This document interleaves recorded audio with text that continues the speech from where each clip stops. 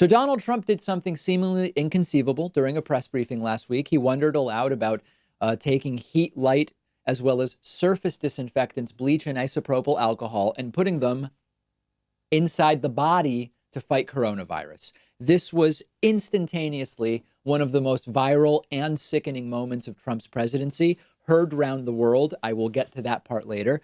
But I want to be really clear about this before we move on. I tweeted this over the weekend. The scariest part about the injecting disinfectants fiasco isn't that Trump is so dumb. He is. He's clueless about everything medical and many other things. But the real scary part is that Trump has been briefed by experts for months about how viruses work, about social distancing, about all of this stuff. But he's still imagining that the solution could be something like injecting bleach, right? Something could materialize that would make all of the briefings and expert testimony moot because, hey, maybe if you put Lysol in the body, we could take care of this thing. That's the crisis, that he so misunderstands the problem that something like that would even conceivably be the solution. He's sitting around after being told about, here's the timeline for vaccines, here's how therapeutics will be tested, here's, the R naught of a virus determines how quickly it spreads, and here's how social distancing can affect that. We're developing treatments. We're clearly going to surpass the 60,000 death toll that you've been talking about. And he's sitting around thinking, maybe we inject bleach and that solves the problem. That's the scary part. And the entire thing has turned into such a shameful embarrassment for Trump that he bailed on taking a single question during Friday's press briefing. Briefings were immediately announced to be pared down. Axios first reported that there's going to be a big cutback on briefings. They will be shorter. He may not be taking questions. No briefing on Saturday, no briefing on Sunday. Some of Trump's closest advisors have apparently convinced him that the press briefings are hurting him more than they are helping him. He's overexposed. They're a spectacle, and it's really bad, which we knew from day one. The other thing is, there's actually not that much to say each day in the sense that it's the same lies. He says we're number one in testing. We're actually 41st in per capita testing. He says our death rate is super low. Well, actually, we have the 16th highest death rate in the world out of more than 180 countries with the virus.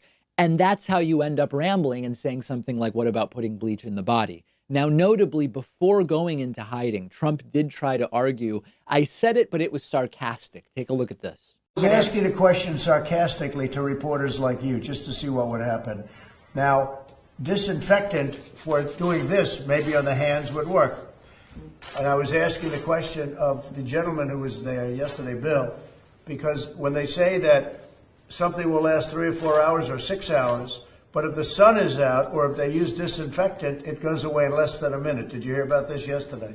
So before Trump realized that he needs to stop taking questions or he's going to be asked about this, he tried, it was like a trial balloon, tell them it was sarcasm. Totally nonsensical. First of all, I don't know that Trump really knows what sarcasm is versus a joke versus a pun. But secondly, what is the joke? What's the punchline? What kind of a sarcastic thing to say is it? Maybe we inject disinfectants to see how the media would react. So Trump went into hiding over the weekend. He did not take a break from Twitter, though, and we're going to talk about that a little bit later, spending the weekend in the context of global shame, and I'll show you examples of that later, just rage tweeting about the media. So the big news is Trump spent the weekend sheltering in place, so to speak, from the media. Even some right-wing news outlets like the website Drudge Report mocked him with images of bleach chewables. Neil Cavuto from Fox News made it clear Trump is lying when he says it was sarcastic. So this is where we are right now, and we will see what today's press briefing looks like. Let's take a quick break. Let me know what you expect. I'm on Twitter at @Pakman, and we'll be right back with much more. I'm really excited that one of our sponsors today is Helix Sleep. I sleep on a Helix mattress at home. I absolutely love it. And that's why I reached out to them about sponsoring the David Pakman Show.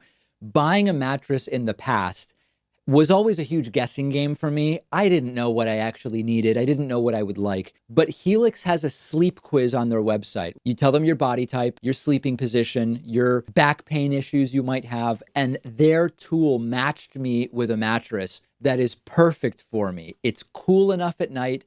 It's the right firmness. I generally just do way better sleeping these days because of the mattress. Helix was awarded #1 best overall mattress for the last 2 years by both GQ and Wired Magazine. It is well-deserved, I can tell you firsthand. Every Helix mattress comes with a 10-year warranty. You can try the mattress risk-free for 100 nights, and they will even come pick it up at your house if you don't love it, but I know you will. All of my viewers will get up to $200 off your order, and you'll get 2 super premium pillows for free when you go to the link right underneath this video.